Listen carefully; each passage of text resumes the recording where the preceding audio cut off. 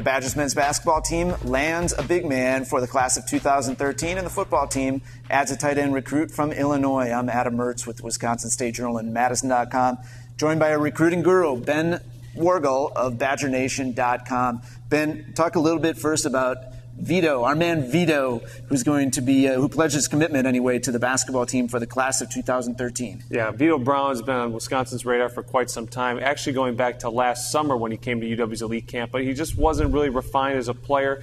He came again in June, and really, according to some people I talked to along the coaching staff, really enjoyed just how much, and were surprised by how big a jump he made in just 1 year. He really wasn't much of a scorer freshman, sophomore year, I think just around 5 points a game or so.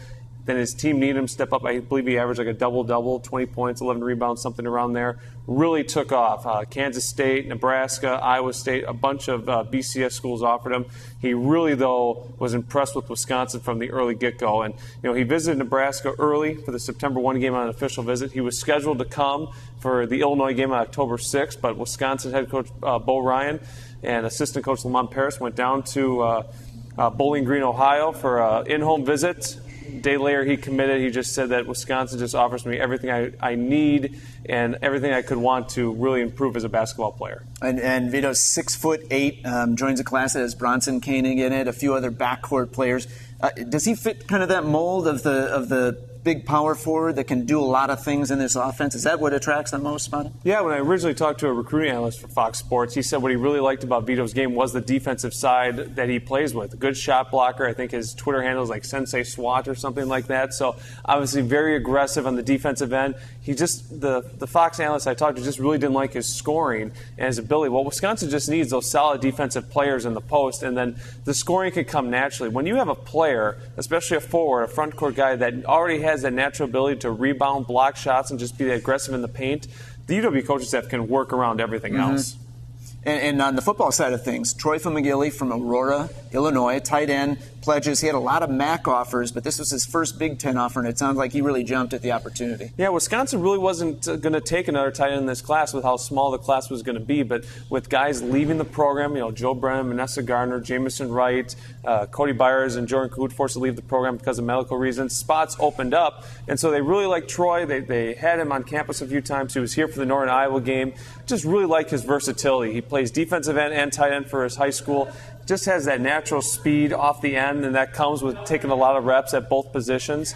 And he just got the offer and said, for a tight end, for a guy who wants to play tight end at the next level, Wisconsin is the perfect place to go. I mean, you've seen what Wisconsin's done with tight ends the last couple of years. Lance Kendricks, Garrett Graham, Jacob Pedersen now. Just Wisconsin cannot have enough tight ends to really go around with this type of things they like to do. So, Troy obviously saw that, and obviously he jumped at the opportunity for a school that combines academics and athletics to the utmost for him.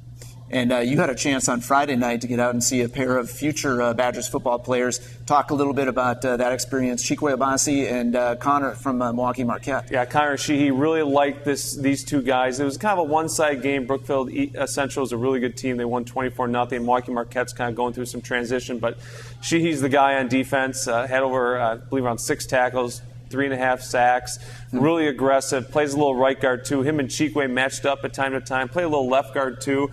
Chikwe just a natural athlete. He committed in April. He told me after the game that once he committed, he felt that he lost kind of the pressure in his game. He had spent so much time as a junior really pressuring himself to be a better athlete, be a better player, and to really kind of improve his game. And then once he committed, he kind of lost that zip, that athletic drive that a really good player needs. And he said he found that again with his team looking for leadership, really kind of grew over the first couple of games of the season, really has kind of come into his own. He's really balanced. He's really athletic.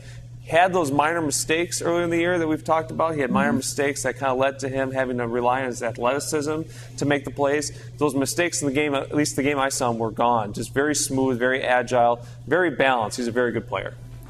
That's this week's Take on Recruiting with Ben Wargel from BadgerNation.com.